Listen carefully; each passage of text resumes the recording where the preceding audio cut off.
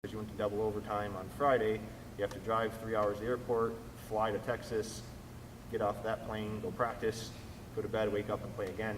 You have to have enough bodies that are capable of doing that, because you're not going to get a lot out of people who played over 90 minutes on Friday's game. So, so roster size. So those are all things that are really important. You can, what's probably most important, and the way we recruit is we look at people's academics. So if you're going to get, which I think at Troy we have, it's called the Chancellor Scholarship. If you get a 28 on your ACT or a 1260 on your SAT and you have a 3.5 GPA, you get free tuition. So if I have a player A and player B who are very, very similar soccer players, and this person's getting free tuition and this person's getting nothing academically, well, I'm probably going to spend my time going after this player, because I can say, well, you're getting free tuition, and if I give you some athletic money, now it's a really good package. If this person's getting nothing academically, and we're only giving them the same amount as this person, they're going to say, well, that's not much money. So, we're going to recruit players that get good grades and meet one of the 3 tiers of the academic money that we give. And I think a lot of schools are like that as well, so they want to make sure, they're capable of getting players. So there are, I would say we probably have at least 15 players on our team who are on full rides, but that doesn't mean they're on full athletic scholarships. They're probably maybe on 30% athletically, and the rest is coming from academics. So that's something to always keep in mind and focus on. Get good grades, keep your grades up. Every school's academic scholarships are different, but they all have some kind of academic scholarship, and you can stack those in soccer. So how about any questions? Let me open it up to questions to myself or to Haley, for parents or students. Don't be shy, because it'll get it going. Go for it. I personally, they are smaller, but I think, you have to know your learning style. For me, it's great because it's a lot more, the teacher knows you, it's a lot more personable, and you kind of build that relationship with the coach, or especially for playing soccer, we're gone a lot. So knowing, they know that, oh, you're going with soccer, or being able to say, hey, we're not going to be here Thursday, Friday, what are we missing, and being able to have that communication, I think is important for that. So I think it's, obviously when you're a freshman, sophomore, when it's general classes, they're a little bit bigger, but especially when you get towards your major classes, they're a lot smaller, which is great for me personally. Yeah, so here, if you're in a level 100 class as a freshman, you could have 75 people in your class. Then once you get a little bit, higher up into what you're studying, or even just, a little bit higher up the level of the class, it might be 30. You might get to some where you're a senior and there could be 8 or 9 people in your class because of, it's a specific class in that major. So, I think it's really important. And our academics here are great about working with athletes. They understand the amount of time and effort that goes into being an athlete, and most schools are like that as well. But it's what she said, it's what's a good learning environment for you. Do you want a class with 300 people where it's a TA teaching and you don't have access to the professor, or do you want a class where you can, your professor knows you by name and comes to your games and that kind of thing? So it's just, it's all about what you're looking for. Could you walk us through, if you're interested in playing here, there's all kinds of, things on the internet that you can be in, join these different, websites that recruit. There's also, you read where they'll say, well, just send emails or whatever. As a coach, what do you like? How would you encourage, if your child was trying to play soccer somewhere, what would be your advice? Yeah, you have to do the work. That's the best thing I can say is you have to reach out to the coaches, you have to email them, you have to invite them to your games, you basically almost have to harass them. When there's an event that we're going to, we might get 500 emails before we're going to Castle in, what's Castle, 2 weeks? Am I going to Castle? A couple weeks, right? Two weeks or so. I've probably already received 100 emails for that event, and most of those players aren't going to email me until 2 days before. So you have to just kind of always be on us. Let us know that you're interested in the program. That's always the biggest thing is, how we kind of set it up, and this is similar to a lot of people, is if I'm going to an event, I'm going to have a list of my committed players that I'm going to go watch. I'm going to have a list of players who I've already seen who I'm interested in. And I'm going to have a list of players who have reached out and said, I'm interested in you. I don't really want to go sit at a field for 30 minutes when there's 21 other games going on there's no one at that game who I've seen or is interested in me. So the idea of like someone just going to walk by and see you and be like, I want that kid is really unlikely. So you have to do the work, you have to do the effort. You know, the rules right now is September 1st of your junior year, we can contact you. Prior to that, the only thing you should be getting from colleges of the Division I level is an invite to their camp. We can't communicate with you as far as recruiting until September 1st of your junior year. You can call us, we can talk to you if you call us, you can email us, we just can't respond. So if you're trying to call a coach and they don't answer and you're of that younger age group, just keep calling. You know, I'm usually, I mean, my players will tell you, I'll answer the phone during practice and say, we're on the field, call me in 45 minutes. You know, we want to be, I guess, harassed because, you know, we want to have those conversations with people who are interested in our school. The recruiting services, I would say save your money. A lot of times, you know, I kind of do I call it the 30-second rule. My staff calls it the 30-second rule.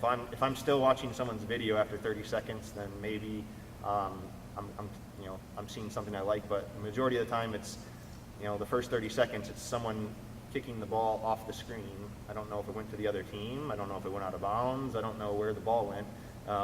It's, you know, you can't tell the level of the play. So, you know, those. And then I think the other thing with those recruiting services is they've never seen my team play. So they send me, oh, this player is perfect for your program. Well, I mean, we went to overtime with Florida State. So this person who probably, you know, shouldn't be looking at Division I schools, who you think is perfect because it's the best in their recruiting service, isn't going to be able to compete with the teams that are on our schedule. So I'm very, you know, I wouldn't say against them. I just don't think that they're worth the money. I think if you're going to spend $200 on a recruiting service, spend $200 and go visit that school, or, you know, go visit 3 schools that you're interested in, that kind of thing.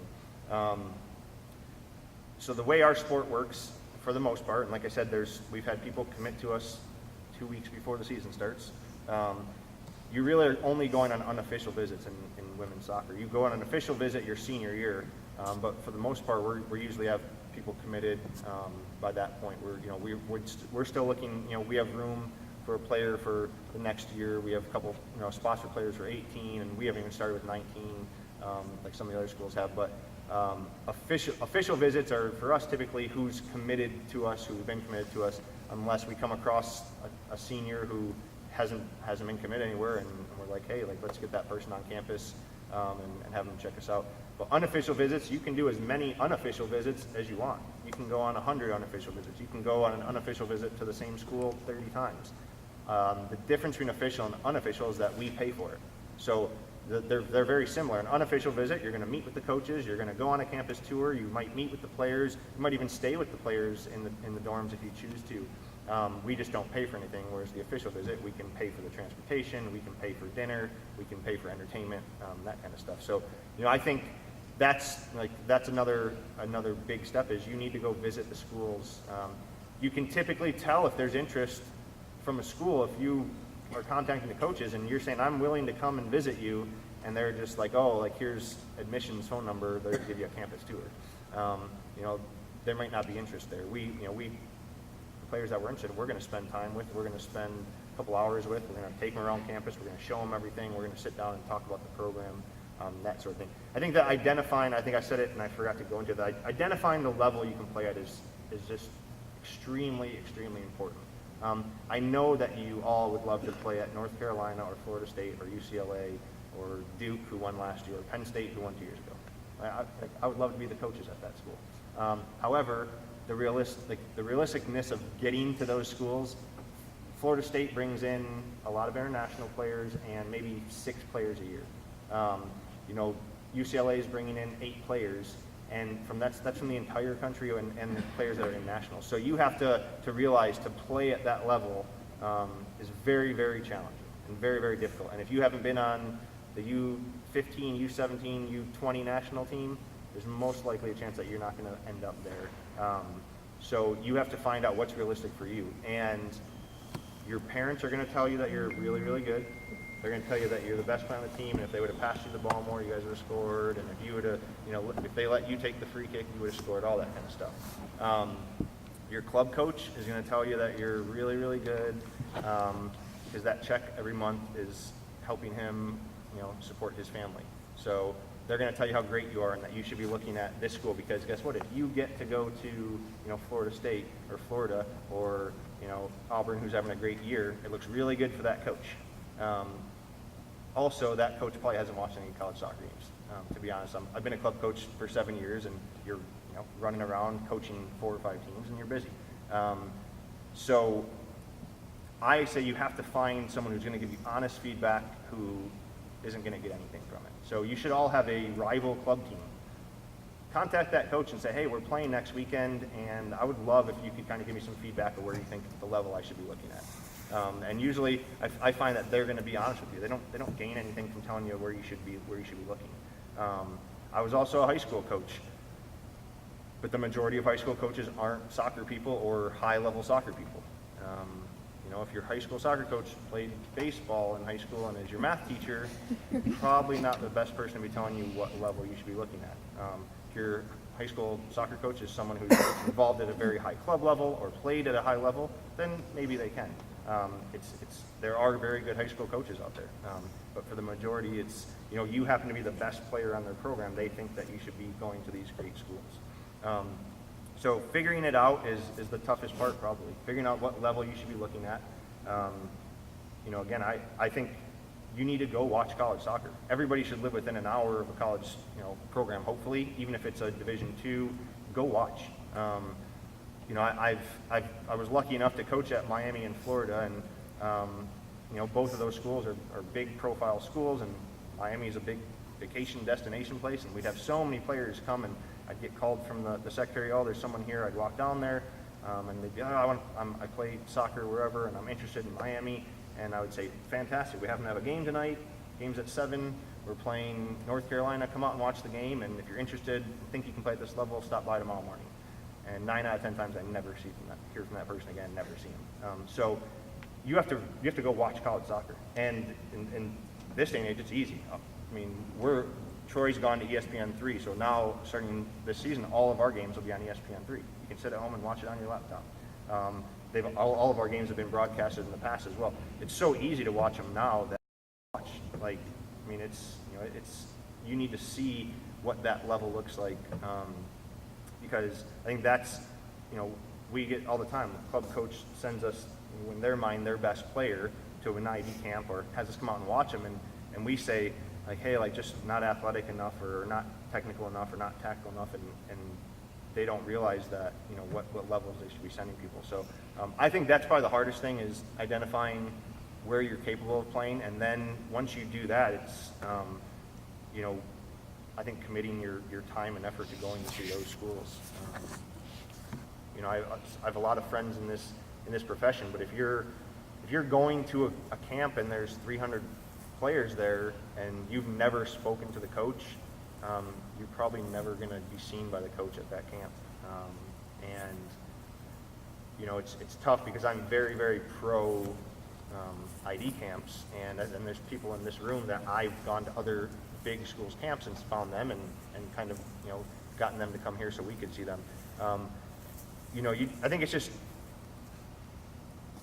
some schools are better about it and some schools are worse. Some schools will take every profile from the state and stick them in their database and send out an email. If you haven't had contact, or if you can't get that coach on the phone, I say be careful about what you're spending your resources on, that kind of stuff. What else do we usually talk about them? What other questions those usually get us going?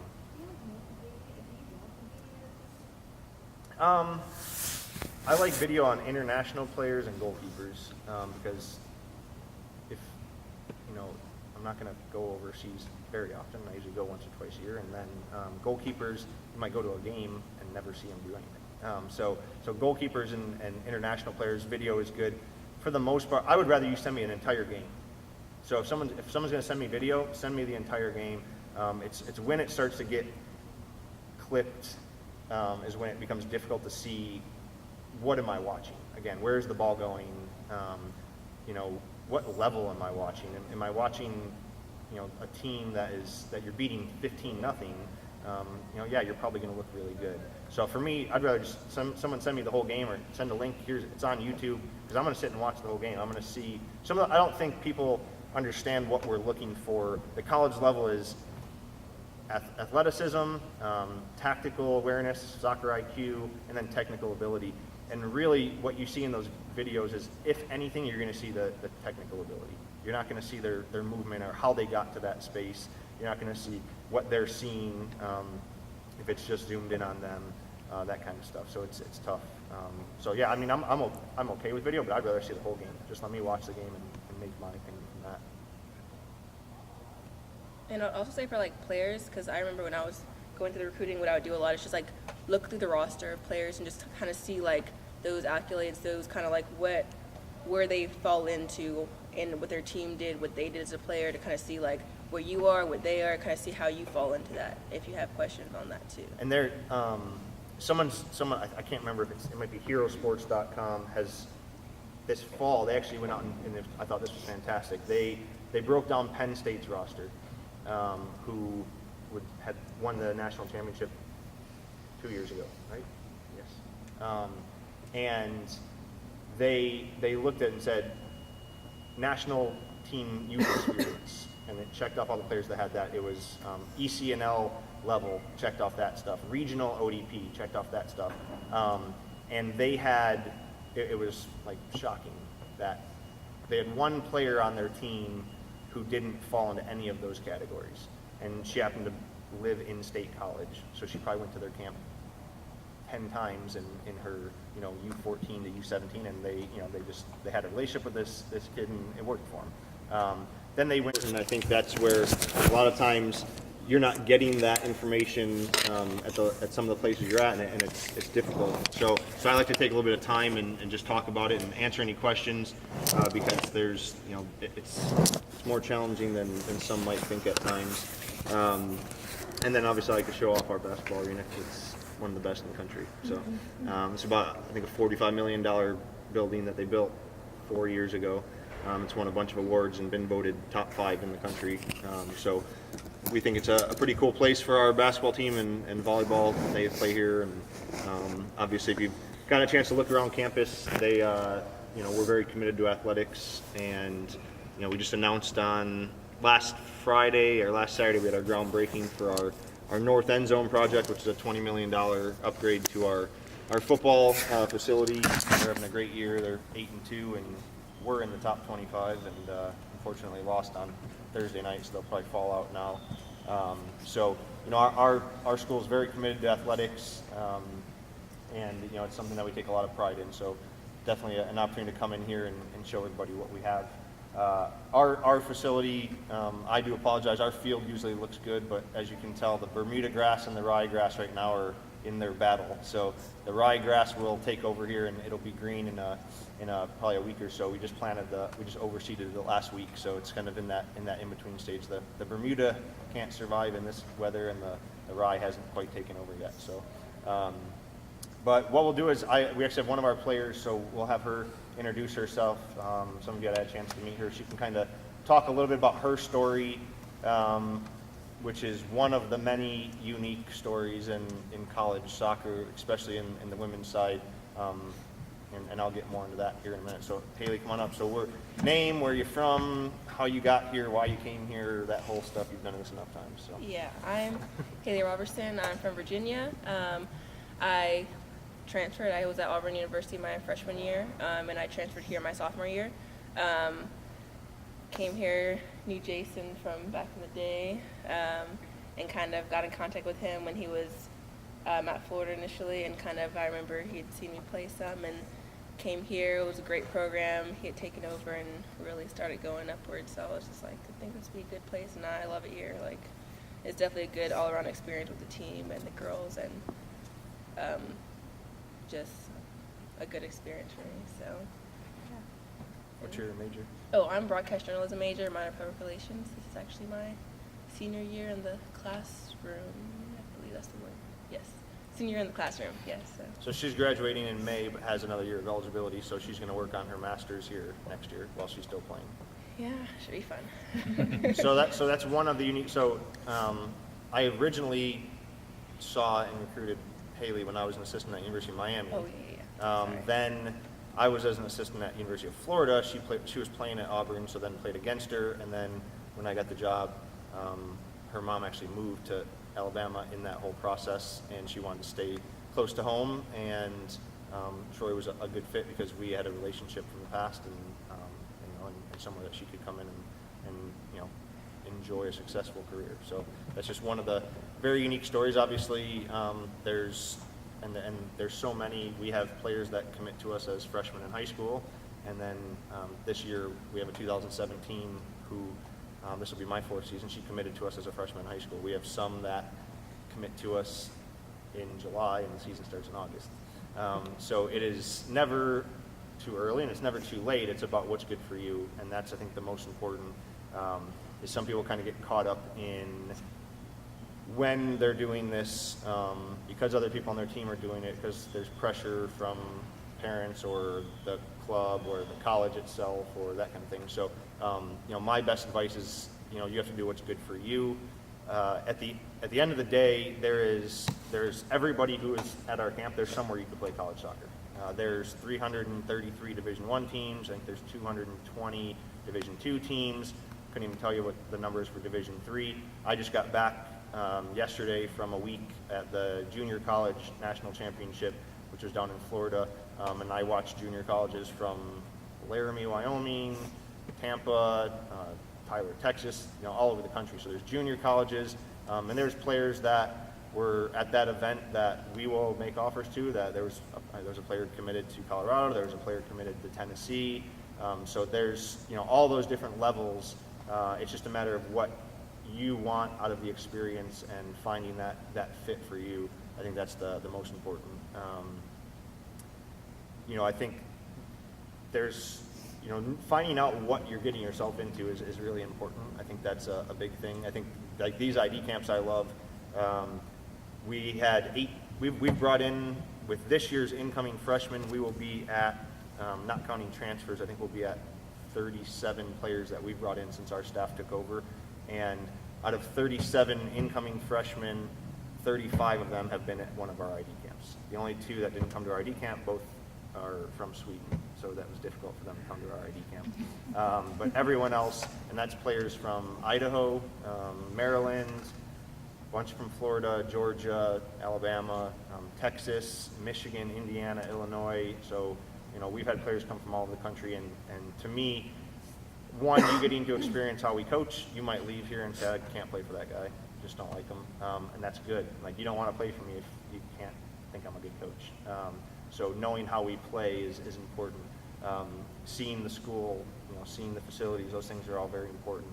And just you getting that exposure. To me, that like to have a controlled environment like a camp is much better than we come. When I go to you guys are all at these tournaments, there's games from 8 a.m. till 6 p.m. and there's 20 fields, and we have a staff of 3. So even if we're all at that event, us trying to see everybody out there is really, really hard. So, having a controlled environment here where we can move you around to different positions like we said we would if we think we might see you, playing somewhere else.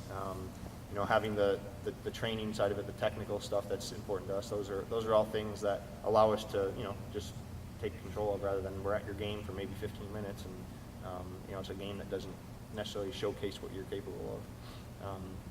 But I think identifying the different levels and where you fit in is really, really important. There's the Division I teams, the top tier, top 25 Division I teams. The top 15 Division I teams are all recruiting the same 50 or 60 kids. They're all going after the same kids. They're all going after the national team players, those players that are going to be able to play at that highest level and compete for a national championship. Then you get that, I call lower end Power 5 teams to higher end mid-major teams, which is where we've fit in the last couple of years. We've been, I think, any, 2 years ago, 72nd in the country, last year 61 in the country. So we're competing with those teams that are finishing the bottom of the SEC and the ACC. We're kind of next in the pecking order of being able to get in and see the players that we want and have them on campus and those sort of things. And then before you even get to the teams in Division I, underneath that, you have some of the Division II teams that are, they could beat some of the Division I teams. So then they're kind of in that order. I always say don't get hung up on, I'm going to play Division I soccer, because there's a lot of really bad Division I soccer teams out there. Like, not very well funded. You're not going to get a great experience as a student athlete. They're not, going to have very good players. So don't get caught up in, I'm going to go to this school because it's D1 over, I'm going to go to this school because they're D2. Because there's some really good Division II schools out there, especially in the Southeast. So I think it might be the Peach Belt Conference. They've put teams in the Final Four the last few years. West Florida is always good. Columbus State's always good. We've actually had a few players transfer to St. Leo, and they went to the, I think, round of 34 in the NCAA tournament. So, there's really, really good Division II teams. There's really, really good NAI teams that could beat, Division I teams. There's really good Division III teams. It's about finding out what comes with each one of those, different schools. So Division I, the level we're at, we are, it's hard. It's hard to be an athlete at this level. We have the least amount of restrictions. We can go 20 hours a week with athletics. So that's team meetings, video, weight room, on the field. We can go 20 hours. Then how many classes do you have this semester? 14 hours. 14 or 15 hours. So there's another 14, 15 hours. Now you're at 35 hours a week.